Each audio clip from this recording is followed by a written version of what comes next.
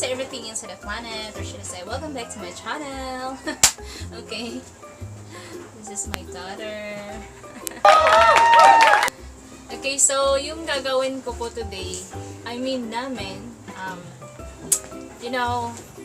nakapagod. Very random lang po yung gagawin namin. Actually, magla-live po sana kami, pero parang hindi ko naman trip mag-live. Okay, so, tadada!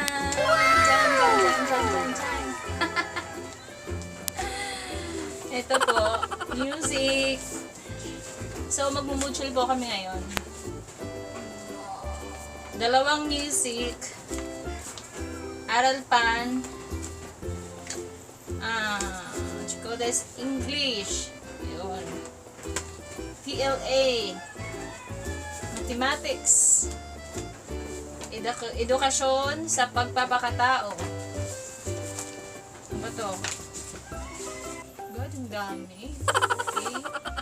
So, introduction to target games. Batuhang bola. Mapi.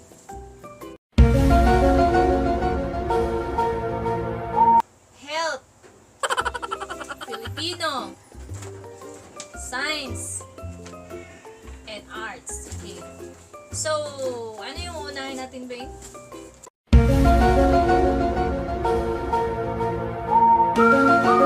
Actually po, yung iba, na-ansiran niya na po. Kasi po yung sa akin kasi, gusto ko po siyang matuto. Yung mag-isa lang. Yung instruction ko sa kanya, mag-aral muna siya, sasagutin niya mag-isa. And then, yung hindi pa niya kayang sagutin, i-review ko na lang. So, ngayon, i-review ko po. Okay? So, let's start with English. No! God, please, no! No! No! Tingnan ko kung makakaya ko. Actually, yung pinakahirap dito is math. Normally, tawag dito?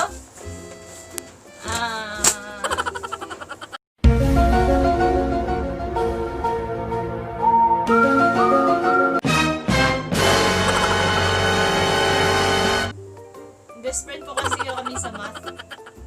friend po kasi kami sa math. Okay? So, English muna. English, okay. Answeran mo na to, Bing. Naubos mo na. Yan yung answer mo. Okay. So, ito, hindi to answeran. What I know. Answeran to? Ba't mo lang answer?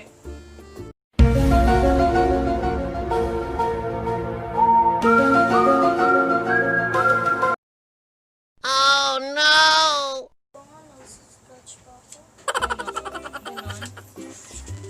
Ganon.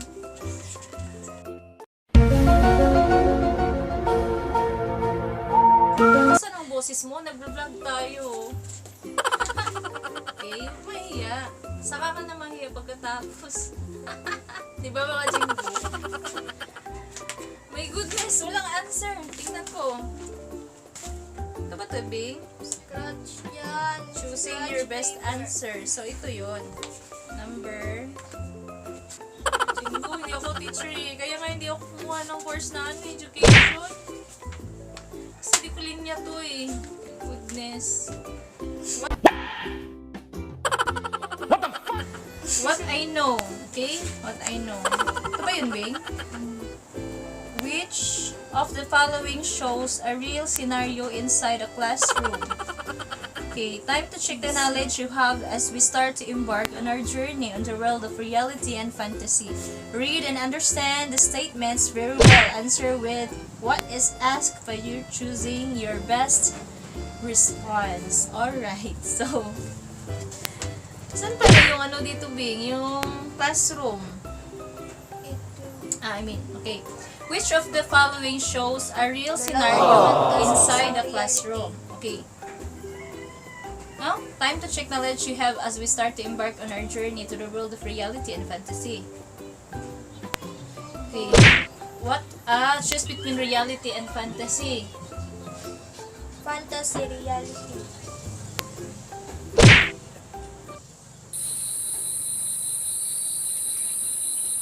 Fantasy reality.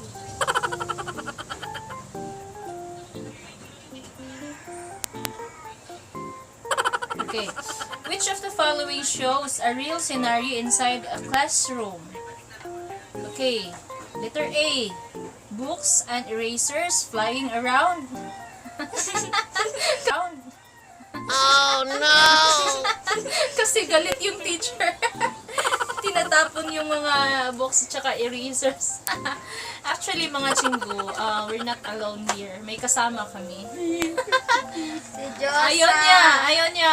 Shout out na lang, Josa. Hi, Josa.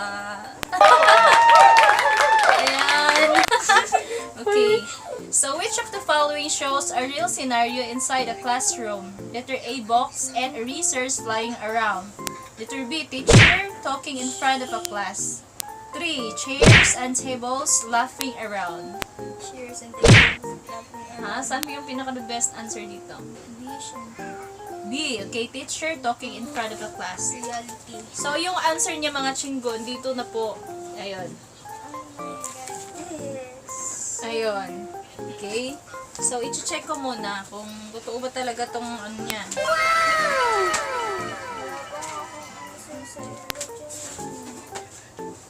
Saan yun? Okay, letter B. Tama po yung sagot niya. Ayun, oh. Oh my God! Ayun. Wow! Hindi gawa-gawa po. Actually, matalino talaga tong anak ko. Hindi naman. Ba, nasakit? Tama Charot. lang. Si SML nandito! Si SML! Ayan, si share mo lang. Nandito siya. Shout out, SML! Oh my God! No! God, please, no! SML. SML alert. Syempre naman, sino hindi mapaproud yung matalino yung anak mo, di ba? Hindi ako matalino, tama-tama lang. Kung hindi ka matalino, hindi mo dapat ito nasagot. Okay? So, B. Check po siya. Charot. My aunt live in an ice castle in Baguio. Oh, meron bang ganun? This statement is Believe. real, make-believe. Either real or make-believe. Of course, make-believe. Kasi walang ice castle sa Baguio eh. Blue naman. Diba? Malamig lang doon. Magkakatulong. Malamig lang doon, diba? Okay. So, make-believe. Number 3. Our teacher has an undying love for dancing since she was small. From this statement, one can say that chigo, grabe. Our teacher has an undying love. Yung undying love, okay. For dancing when she was small. So, pangarap na niya yung pagiging dancer niya since mabata pa siya. So, may parang ano yan, undying love. yung hindi namamatay sa sleep mo mga chinggo. Undying love daw. Ano ba yun? Okay. Undying love. Okay. From this statement, one can say that the teacher died because of dancing. Okay.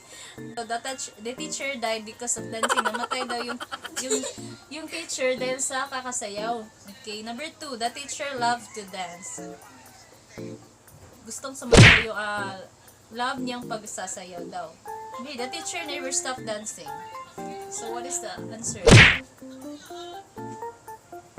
The teacher loved to dance. The teacher never stopped dancing. Actually, yung sagot it's letter C.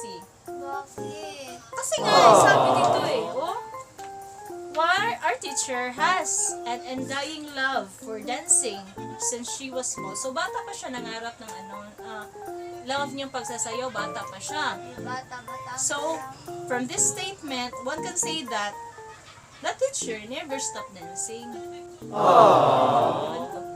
Ewan ko. One can say that, yung answer mo is, letter B, the teacher loved to dance. B or C. Pwede rin ano eh, pwede, actually yung sagot is, pwede letter B, pwede rin letter C. Tamang sagot talaga dito, mga Jingo. Okay. Jingo, okay. For this statement, one can say that the teacher loved to dance. Or the teacher never stopped dancing.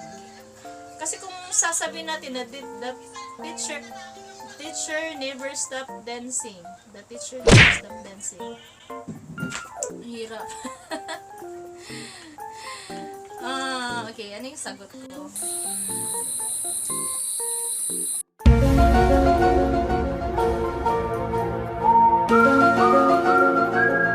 No! God, please, no! No! Teacher love to dance. The teacher never stop dancing. Ay, hindi B. Letter B talaga to. The teacher love to dance. Kasi kung the teacher never stop dancing, bali,